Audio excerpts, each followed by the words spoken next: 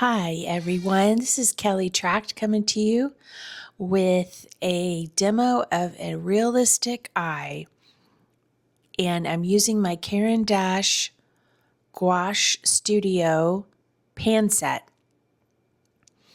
I'm just going to lay in the eye right now. I'm going to talk to you about the paints and a little bit of the process here to help to maybe get you starting painting. Anybody who's wanting to jump into learning to paint, and is this set of gouache pans a good thing to have? People talk a lot about the price of the Caran d'Ache, and we all have our budgets, and but are you really spending too much? That's my question. I think it's going around $50 right now on Amazon, around there. So I'll talk a little bit about that, and you're going to see the quality of the paint and how it renders flesh tones and the color of the eye and the pupil and that kind of thing, the iris. So right now I'm just using kind of a hard pencil. I think it's a 2H. It's also a Caran d'Ache to roughen the eye shape from my reference photo. I don't want to labor on this or press too hard on the paper to make any kind of indentions. I'm just using a 140-pound watercolor paper, pretty smooth one.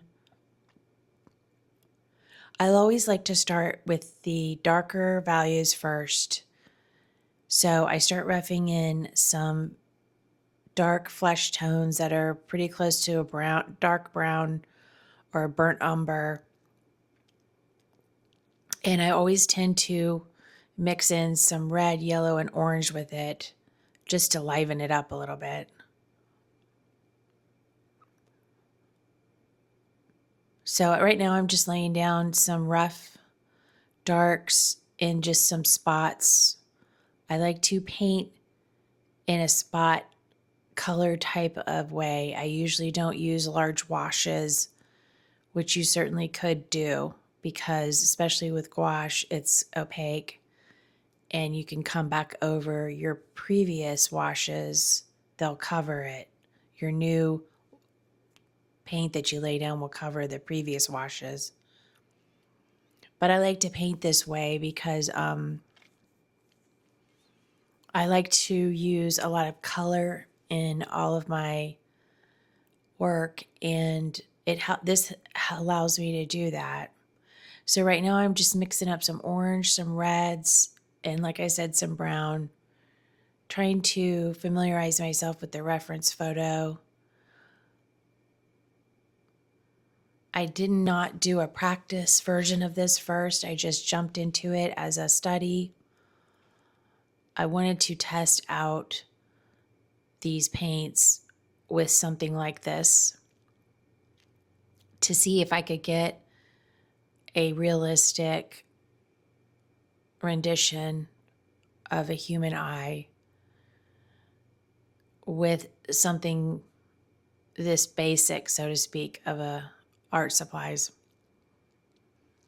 So I got some white out on my palette. I'm starting to mix that into the darkers to try to find some medium tones and some transition areas between dark and light. So the white of the eye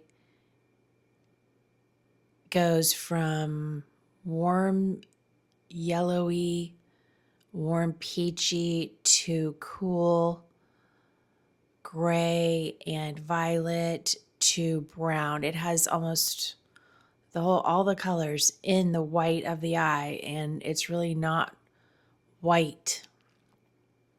It definitely has colors. I just want to say that when you're doing a sketch like this, you're searching for what you're looking at. You're searching the subject, and you're getting to know this subject, that particular subject you're painting. And that's something I noticed on this little exercise I did, is the more I painted, the more I started to see all of the little shapes and colors within each other that came together to make up a human eye. What you would recognize immediately as a human eye is really just shapes and colors. And that's true for any subject. So I just want to say, as somebody who's been painting, and I was a former portrait artist, I've been painting professionally for going on 28 or 29 years. Don't be intimidated by any subject. All we need to do as painters is to learn the fundamentals, learn how values work, learn, of course, the colors, the warm versus the cool, and the mixing of the colors that you need to know to mix up grays and appropriate colors. That's what you need to learn. And you can do that many ways. And then you can tackle subjects like this that at first seem very intimidating and just amazing that anyone could look at an eye and paint it with paint. It's really just shapes and colors. And the more that you practice your fundamentals, the easier these things become. And like I said, the less intimidating. And no subject should intimidate you if you want to become a painter, if you want to paint. As a student painter, the idea is to try to learn the fundamentals and tackle these things as you grow and learn and master them. So with that said, I'm coming in here with some flesh grays, I'll call them, to try to create a little bit of a brow up there. And right now, if you were to click on the video, you'd probably say, that is really bad, right? But it's not really bad. It's just not finished. It's not refined. And another thing that I've experienced personally, and I've seen a lot of other painters experience, and a lot of new ones experience, is when they get into a medium like this that's new or different, or maybe they're just learning it for the first time, when they start working with it, if their work doesn't look amazing right away, they give up. And one thing you can learn about painting is that unless you're using watercolors, which is a whole other dimension of painting, so I won't be referring to that. I'm referring to using the traditional mediums of oil and now the modern version of that, which I guess is acrylic and gouache. These are opaque mediums, and with the opaque mediums, you will be painting in layers. They're designed to be layered. With that said, your first laydown that you're seeing right now, it's not going to look pretty or refined or anything you'll be proud of yet. And that's not your fault. Don't give up. Don't make it a reflection on you as an artist or as a beginner.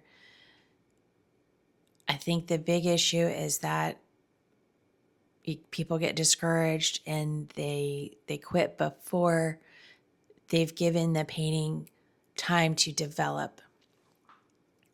So I'm just developing again. I'm putting in some more darks. And right now I went with the black to just lay down the pupil to try to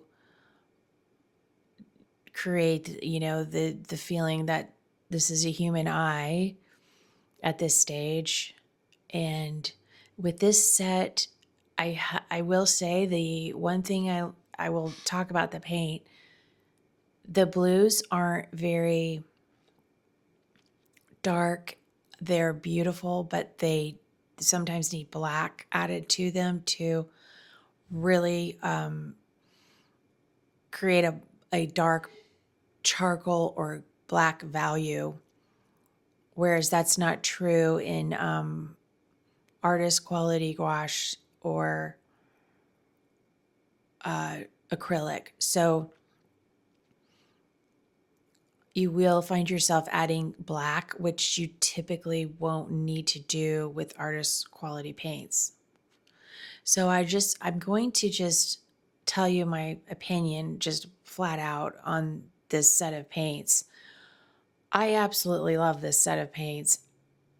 It's so easy to pull out of a drawer and go get started. And that's a biggie with the way we live in modern times. We have very busy lives and limited space many times. So I personally think that this little pan set is an absolutely beautiful way, if you want to learn to paint, to get started. And why I say that is because even though it appears to maybe be on the pricier side, I'm not aware of any other way that you can just pull out a set of pan paints and start painting with an opaque medium like this. Maybe it exists, but I'm not aware of it. With that said, this little pan set comes with a great little brush and a tube of white. And like I said, there's a black pan so you can mix up grays. This is really all you need to start painting. You don't need to buy tubes of paint. You don't need to struggle to, learn how to handle them. You don't need to struggle to learn how to handle a palette, to learn how to handle what brushes should I buy. All you have to do is buy this and maybe a nice, decent pad of student grade watercolor paper to practice on, or like a mixed media pad, something not expensive. So to me, this is a really genius little set that you could give as a gift to a graduate or somebody going off to art school or college or high schooler, or somebody newly retired that is ready to spend some time just creating. I just really love it for its convenience and what it produces. It's just got a great little it's like a little workhorse. Now, I've had this set for several years, and at the end of the video I'm going to show you how I clean it, because during this demo I really abused it. Now, I'm a professional painter, as I mentioned. I work under deadlines, and I produce large pieces for people's homes. And so I'm kind of rough on things because I'm after the end result more than the process a lot of times. So I noticed myself really digging into these pans to get the paint out, and they stand up to it. So I kind of abused this little pan set today because I wanted to get this demo done quickly, and it had to be perfect and that kind of thing. So I just went at it. So with that said, it really stood up to that. The brush even did as well. The brush still looks new, feels new. It has a fine tip that you can draw. You'll see me drawing eyelashes with it, as well as I can lay down and scrumble and any kind of technique I want to do with it. So anything that can make your path easier with least resistance to getting your paints out to even practice is a win, in my opinion. So right now I'm putting in some gray. There is some gray in this, a very nice neutral gray actually in this set. And I put it down to give a little shadow to the upper lid. And as you'll notice right above the pupil, there's another dark line that helps to describe the thickness of the upper lid. And right there, I just laid down a nice light flesh tone to describe the ridge on the lower lid that is on the inside of the eye. So again, this painting doesn't look very refined yet. It's got a ways to go. I have, like I said, 140-pound paper, so I'm able to continue to work on it without any kind of damage to the paper. I'll just keep going over my spots that I've put down and soften here and there, or darken or lighten and refine as I go. And as I said, most of the colors I'm using are the burnt sienna, the red, the orange, the yellow, the white, the yellow ochre. Those are the warm tones. I do use a little bit of the magenta. And then you will see for the iris, I will use the cool blue, which I believe is a phthalo blue, and the ultramarine blue to create the cool and warm areas of the iris. Just put in a little bit of a brow ridge, and this eye, the man that owns this eye, he has those really striking blonde eyebrows and eyelashes that are pretty rare, that you don't see too often. So I wanted to create a darker eyebrow area so that when I go to paint them, they have a background to stand off of, so that I don't have to labor to show each individual eyebrow. So I think I'm just getting ready to go into the actual pupil because I want to see some color on this painting. It's a bunch of flesh tones right now, and I want to see if I can start to put in some of the blue eye. So I start at the top. There's always a nice shadow up there from the upper lid. Typically, we obviously live on the earth plane and the sun is above us, so you can think about the upper lid creating a little bit of a shadow on the iris. And I'm just pulling those darks down into the iris. And what I used was phthalo with orange, which I like to start a little bit on the gray side with something like this. And then I'll come back and add in more pure color later. And I just put in a nice gray at the bottom, a little lighter than the top, because again, the sun overhead, if you think about a typical situation, would darken the top of the eyeball because of the shadow from the eyelid and the eyebrow. So we'll get lighter as it goes down. And now I'm creating some nice creamy, peachy, very light colors for the white of the eye, which, as we know, and I already said, it's not white. It's got light grays and peaches and opportunities to bring life. And remember that the human body is fueled, and everywhere there are blood vessels with red blood. So that actually comes through sometimes. Through the skin can be translucent and that kind of thing. So you have to think about that. And I just put some very light gray as the white of that side, and I'm just keep playing with the right side and trying to figure out if it's cool gray or warm gray. And I think I had it too cool, so I warmed it down. And like I said, this little brush is just, it's wonderful. It works with the paint set. I'll say that. It works with the paint because you can really scrub on those pans. I would like to see the pans have a little softer touch that I could get more paint out with not working so hard.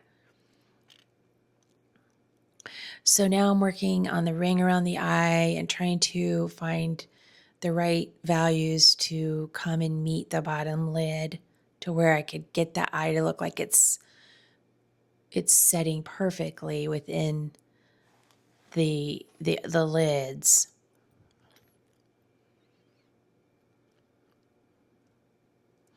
Coming in with some lighter gray blue to lighten up the bottom, try to give it some luminosity, and referring back to the reference photo at this point, try to look at the subtleties of the shifting colors in the eyes to where one little area, you can say someone has blue eyes, but then when you start to paint them, you'll see that there's more colors than blue in there. There's grays, there might even be some green or brown or other colors that create depth and three-dimensionality of the eye, and eyes are very fascinating because of that. So I was trying to get rid of the rest of the white of the paper around the iris and started to fill that in a little bit. Again, I wanted to darken the eye ridge, the eyebrow ridge, so that when I go to paint his eyebrow hairs, I can get the blonde to stand off of there and read as it little individual blonde, goldeny hairs.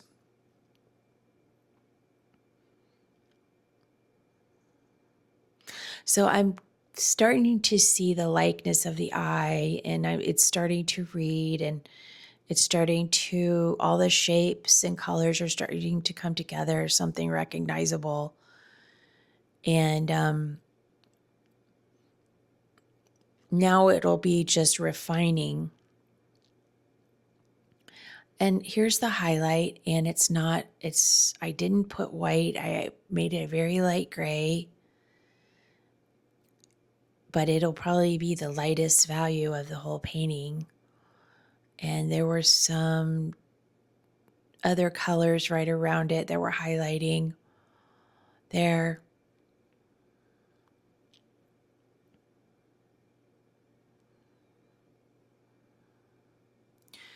Going in and creating more depth.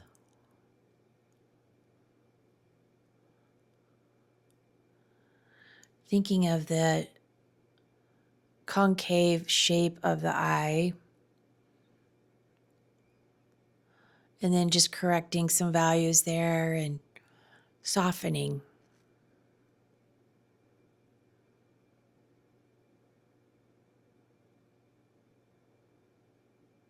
So I'm cleaning an area of my palette with a wet paper towel because I'm going to come in with some of that blonde that I talked about, the golden wheat color.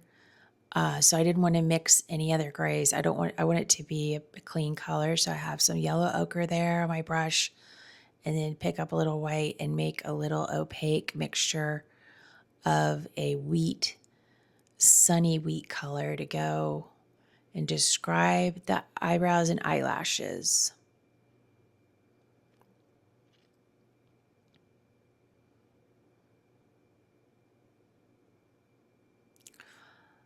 And so we come in there and break all the rules and paint one little eyelash at a time, because this was something I got in trouble with doing when I was in my high school art class.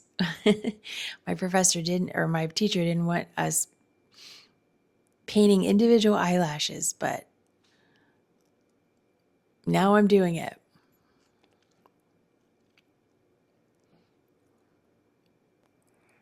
So not all of the eyelashes were blondish, so I came in and made a nice brown, a soft brown. And I don't want these eyelashes to look, I'm softening there because I don't want them to look like spiders. So there's still some finesse that needs to happen there. And then the bottom lid will really help to describe what's going on with his coloring and make it specific to the model, the subject matter.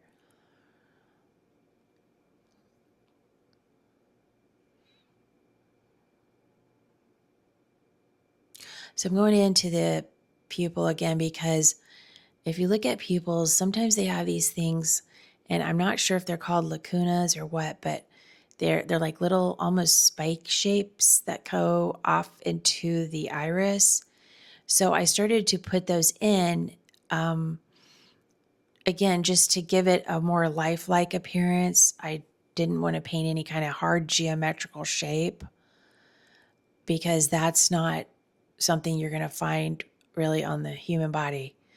So I'm softening that circle by painting these little spiky shapes that you can see. And then I realized that they had become too dominant. So that's not a problem when you're using gouache. I just go in and clean my brush and get it really dry.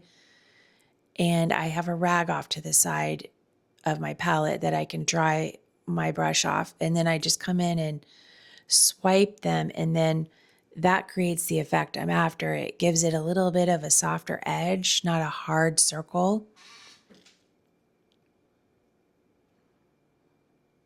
without being so literal and painting every little single one of those individually. It just gives it that feeling of softness that the human body has.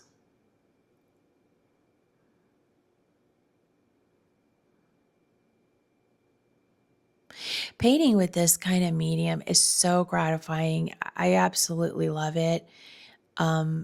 It's very relaxing and satisfying, as I said, because you're not putting out a lot of effort to be able to render something in a beautiful way that is something you're observing in life. And that is really a pleasure to do. I really recommend it. And then I'm going to come in with some more of the blonde eyebrows and paint those very literally, very specifically, because again, this is something that I found to be unique to this model. And it helps really just describe what he looks like, who he is, and things that are unique and specific to him. I like to paint like that. I like to paint very specifically with, even though I stay loose, I like to keep the identity of the subject I'm painting. And I learned that early on, and it served me well. And I recommend it.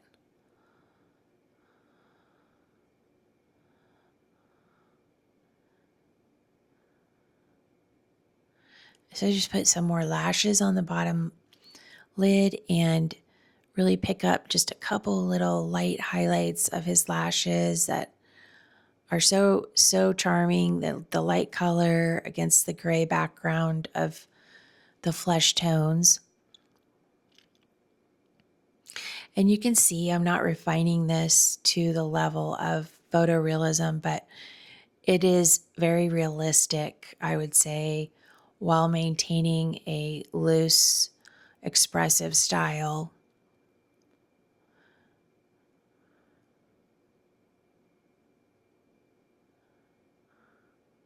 Just again, I'm searching for values. The little pan set is great. Like I said, you can clean it up. If your mixture starts getting muddy, just create a new clean pan area and come in with some clean color in some areas if you want to make some highlights or some clean color. A lot of these colors just kind of meld into one another on your palette, and it's really fun to paint when you already have a mixture on your palette that you can kind of pick up a blue or a red if you need it to warm or cool what you want to do. I also recommend, and I did do this for this painting, a little small sheet of paper that you can test the paint's color on before you lay it down on your drawing. Seeing that color is so relative, that can really help save you a lot of time and energy to make sure that value or color is right before you put it down.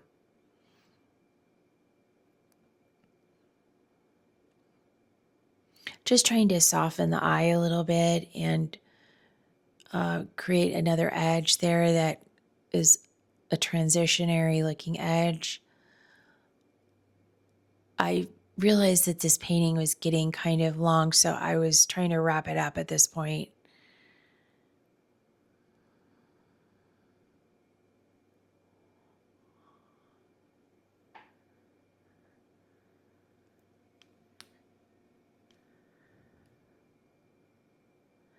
I could play with this for another hour, I'm sure.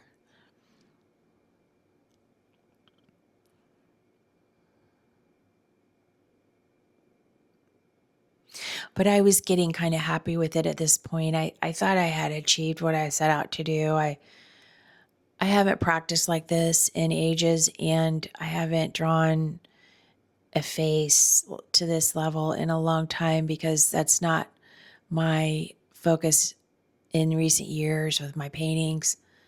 I typically do large 2D decor pieces and sell those at art shows in my gallery in Jupiter, Florida.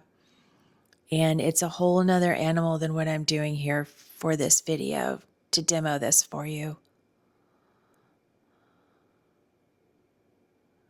So I really appreciate you watching because I really enjoyed this, and I hope that you are able to glean something.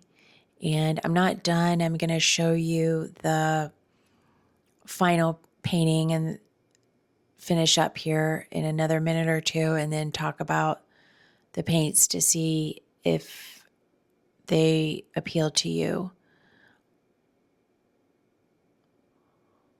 And I did want to put some more of the blonde lashes in, and working with gouache, you'll have to become familiar with your particular brand and set to see the value shift and color shift that happens when they dry, because the same thing happens with oil and acrylic, but in a different way.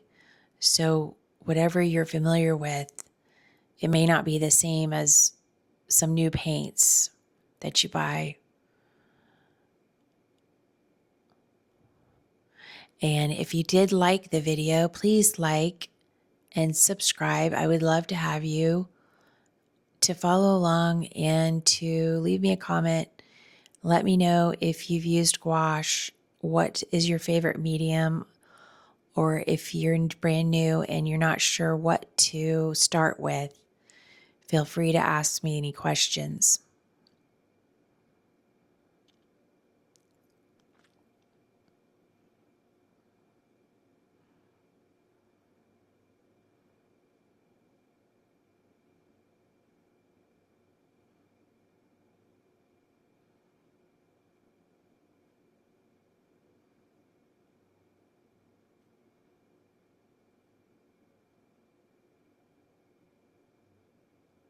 Again, I could have gone on another half an hour and really done a hyper realistic version of the source photo, but I thought this was enough for this video.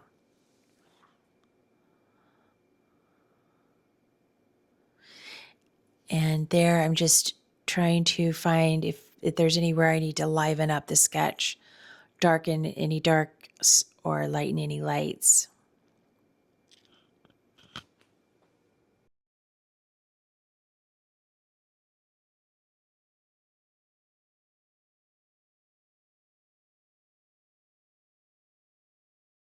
So wrapping this one up and just finalizing maybe one or two little highlights. Love that little area there with that little highlight always in that part of the eye, the corner of the eye. So there's my little sketch for this painting, and now I want to show you I'm cleaning the gouache pans because, like I said, I abuse them pretty hard, and this is just cleaning my palette. And I did the same thing with the pans. I just took a wet paper towel and I just scrubbed the top of them very lightly. So this set is easy to use and I do recommend them.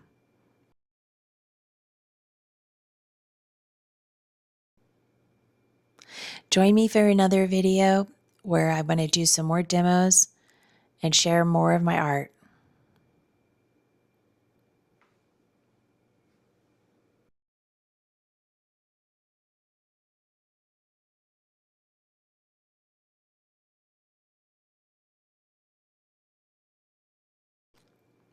I really appreciate you watching today. Thank you guys. Have a great day.